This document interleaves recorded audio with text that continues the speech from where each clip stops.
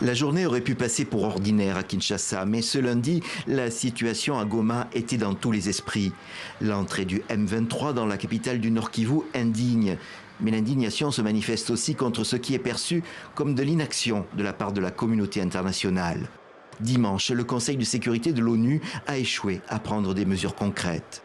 Nous ne pouvons plus faire confiance aveugle au Conseil de sécurité des Nations Unies. Depuis que ce conflit entre la RDC et le Rwanda, mieux dire, depuis que le Rwanda agresse la RDC, ça fait plus de 30 ans, le Conseil de sécurité ne s'est jamais objectivement prononcé dans ce sens en prenant des mesures qui s'imposent.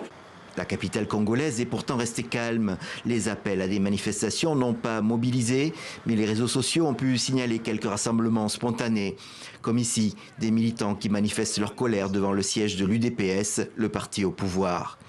Du côté de l'opposition politique, on condamne également la passivité de la communauté internationale, mais aussi des manquements du gouvernement Tshisekedi. Le gouvernement de M. Tshisekedi n'a pas su prendre de bonnes décisions au bon moment. Il aurait fallu que nous mettions plus l'accent sur la réorganisation au niveau interne. Cela n'a pas été fait. Et nous demandons par la même occasion à la communauté internationale de s'impliquer parce qu'il y aura un jour où le Congo cherchera à se venger. Et je pense qu'on ne va pas nous rappeler le principe dicté au niveau international. De leur côté, les ONG s'inquiètent des violences subies par les populations de l'Est du pays. Plusieurs organisations féminines se sont réunies à Kinshasa pour alerter sur la situation des femmes et des jeunes filles. Elles réclament un soutien urgent pour les déplacés.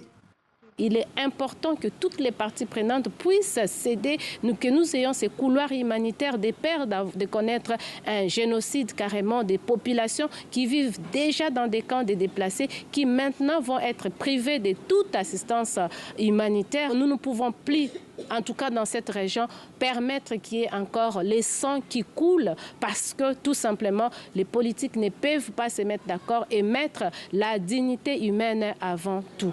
Alors que les organisations de la société civile envisagent une manifestation de masse pour jeudi, l'Union africaine veut tenir une réunion de crise dès ce mardi. Elle espère obtenir la présence des présidents Félix Tshisekedi et Paul Kagame.